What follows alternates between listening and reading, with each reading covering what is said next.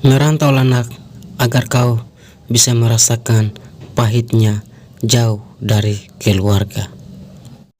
Dukung terus Movie Zikri, like dan subscribe. Dikisahkan seorang laki-laki bernama Yuda.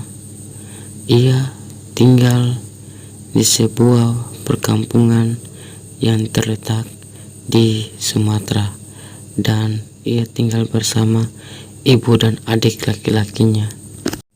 Dalam suatu tradisi Minangkabau, jika anak laki-laki sudah dewasa, ia diperbolehkan pergi merantau untuk mencari jati diri. Dilema inilah yang membuat ibu Yuda sangat kepikiran, namun ini sudah tradisi bagi Minangkabau.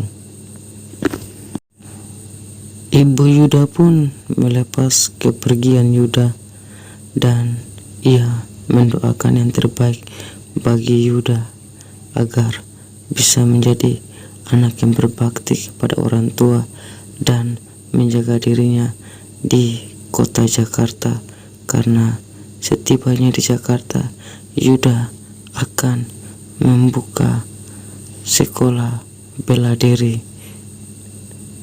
Yuda pun pamit. Ketika Yuda pergi dari Sumatera ke Jakarta, ia dihampiri oleh seorang laki-laki yang bernama Erik, dan dia menceritakan pengalaman hidupnya ketika dia masih berusia seperti Yuda. Banyak liku-liku yang ia hadapi di kota Jakarta. Singkat cerita, Yuda pun sampai di kota Jakarta dan berpamitan bersama Erik, dan Yuda pun mencari lokasi tentang perguruan silat harimau, namun yang ia dapati tinggal rongsokan sampah, dan ia menelepon berkali-kali, namun nomornya tidak aktif. Karena merasa bingung, akhirnya Yuda pun bermalam di tempat pembangunan yang masih sementara dibangun, dan Yuda pun bermalam di tempat tersebut hingga beberapa hari.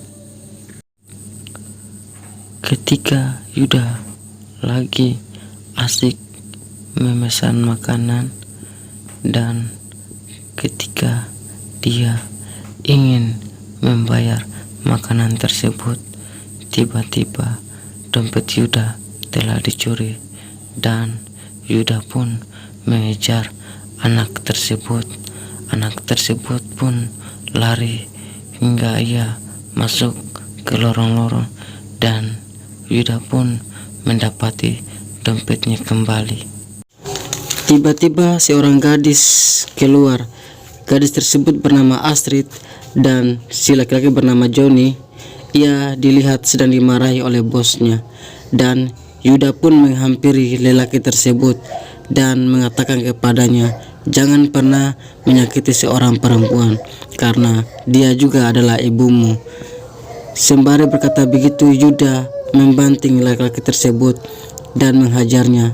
Johnny pun melihat Astrid dengan tatapan tajam dan berjanji akan membalas dendamnya kepadanya. Bukannya berterima kasih kepada Yuda, Astrid malah memarahi Yuda, dan Yuda pun berkata bahwa dia hanya ingin mengambil dompetnya, dan Yuda pun pergi dari tempat tersebut, dan ia kembali bermalam di tempat bangunan tersebut hingga beberapa hari. Di tempat lain kita diperlihatkan dengan seorang gadis yang sedang diperiksa, dan gadis tersebut untuk dijual, dan ketuanya adalah Radgar. Melihat semua yang ada di sini kurang lengkap bagi Radgar untuk diperjualbelikan, dan Radgar pun menyuruh Johnny untuk menangkap satu gadis lagi. Mendengar ucapan tersebut, Johnny pun menyuruh seluruh anak buahnya untuk menangkap Astrid dan menyerahkan kepada dirinya secara sehat. Ketika Yuda menempatkan diri untuk menelepon ibunya yang ada di Sumatera, ia melihat lelaki yang dihajarnya tadi pagi sedang menangkap cewek yang ditolongnya itu. Yuda pun menutup telepon tersebut dan menghampirinya. Yuda pun pergi menyelamatkan Astrid untuk yang kedua kalinya. Dan di dalam bar tersebut dia dihajar beberapa preman yang cukup tangguh, namun di hadapan Yuda bagi mereka tidak ada apa-apanya demi menyelamatkan seorang gadis yang tidak berdaya. Singkat cerita, Yuda pun berhasil menyelamatkan Astrid dan dia pun lari dari tempat tersebut. Yuda pun bermalam di tempat bangunan yang pertama dia singgahi, dan Astrid pun menceritakan tentang masa lalunya yang ditinggalkan oleh kedua orang tuanya. Radher yang mendapat perlakuan tidak sopan dan memarahi seluruh anak buahnya kenapa tidak ada yang bisa menangkap satu orang pun, dan ia memarahi Johnny, memintanya kepadanya untuk membawakan Astrid di depan matanya.